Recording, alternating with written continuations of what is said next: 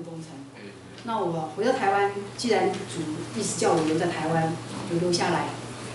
我那时候就做了一件事情，就投了一张履历，到云林科技大学去应征，丢了一张履历，丢了以后就没消没息，我也忙工程，常常就是，哎，这个会所那个会所，哦，我已经太多会所，常常就是2、3个会所一起在搞。我白天跑工地，晚上赶设计图，所以1年以后，我就进到哪里啊？就进到医院去了，我就倒了，太累了，我就病倒。好，那病倒以后，那基隆教会又找我做一些的工程，因为基隆我责无旁贷啊，你们听过基隆教会对我的恩情。他们有这样需要，我责无旁贷。那我那时候身体是非常非常差，我那时候的肝指数快到400，人家不可以超过40，到400。我这样子的身体，我还去帮他们盖楼哦，盖了6层楼，一个地下室将近1000平，盖起楼房来，再包括室内设计，做了2年。第1年我是这样飞来飞去，第2年我身体受不了，我就那1年我就住在基隆教会，跟他们配合服侍。你知道我每天上楼，我都要呼喊主，因为我实在没有体力。每天要看工程的时候，我一面扶梯都要呼喊主名，我才有力气。就这样过来。其实基隆教会盖成。我能不能看得到？我一点把握都没有，我身体已经亏损到那种地步。我说每天仰望主，每天仰望主啊，为着你，我们要见证主啊，支撑，给我力量。也借着基隆教会，全教会为我祷告，老的小的，全部看到我第一句话问我说：“燕子妹，你身体有没有好一点？”其实让我很感动。让我很感动，受激励，所以你外面的里面的一些供应支持我，所以到也就是基隆教会也就盖完工了。在完工的时候，那他们弟兄请我上台讲一些话，其实我很感动。我说主啊，感谢你，今天会所还能够让我看见。荣荣耀耀的献给神，主啊，感谢你。好，在我眼看着基督教会完工了，我身体已经真的是不行。有一天晚上睡觉的时候睡不着就跪在床上祷告，我就跟主说：“主啊，我从美国回来这3年，为你服侍教会的工程。”我的身体已经变成这样，我无怨无悔，我从来也不希望你要多么报答我。主啊，我真的没有办法再做工程。主啊，求你纪念我的工作一点点就好。你的一点点胜过我太多了。哎，祷告，我就记得没有超过1个礼拜，有一天我在外面。在基隆忙一些外面的东西的时候，我就接到一通电话，他说：“我是树德什么学校，我是系主任，严老师，我们临时出了一个缺，你有没有兴趣？要不要跟我interview 一下，跟我面谈一下？”我拿到那通电话，什么学校？没听过，他在哪里？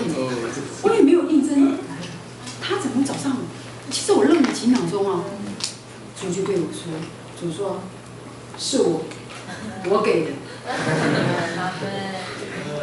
好，我就跟他我说好，我们就 interview， 我就回到高雄，就跟那个系主任面谈，谈，他又很觉得还蛮希望我留在学校的。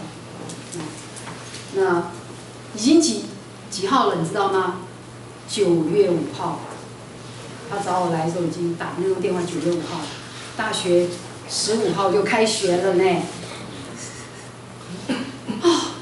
那1个礼拜以后又没消没息，我打电话去问啊，我说主任现在到底怎么回事？他说老师现在不行了，那个很多人知道这个缺啊，都来啦。那个副校长摆不平了，他说要每一个人 interview， 哇，每一个人就有一点难度了嘛哈。我们的家人说，哎，不太可能的啦。我朋友说，哎，不太可能。那你有没有人事背景？这个要大学教书太难了啦。每个人都会跟我这样讲。好，那 interview 吧。其实我心里也想说，哇，要跟这么多人要 interview， 还是没有太大的把握嘛哈。哎，我要去的那一天，我在车上，我就跟主祷告，主啊，我要该说些什么？主啊，主就跟我说，你尽管的说，不要怕，尽管的说。我们到那边，跟副校长谈，哇，谈了将近快1个小时。好，谈完以后啊，我带了2个弟兄，那个弟兄我们是要找家具的。忙完以后，我们就要上小港机场，就回基隆去做最后的一些处理了。就到了小港机场的时候，飞机好像误点还是怎么样，没办法，我们就坐那边等啊。哎，电话响了，他说：“杨老师，我一下来了。”副校长他勾的是你，请你赶快来报到。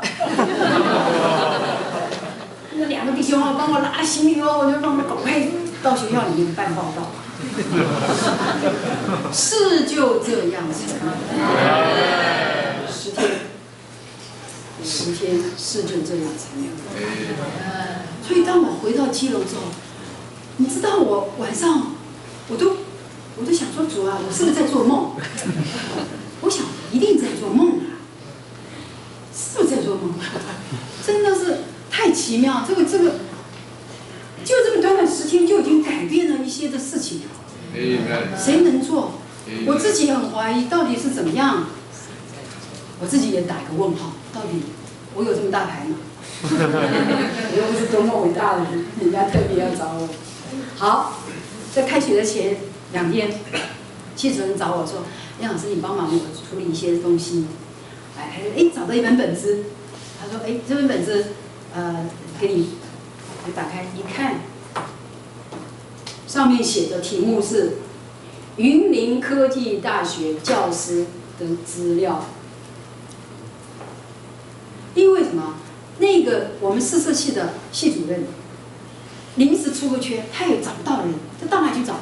他正好跟云林科技大学的那个系主任是好朋友，他说：“你那边有没有什么资料啊？老师的资料啊？”他说：“我有1本，给你了。那1本里面有70几位，我今天应该带来的，我还留到带来70几位，里面一打开我会吓到，哈佛、斯坦福、牛津，什么都是很恐怖的学校。怎么会是我？”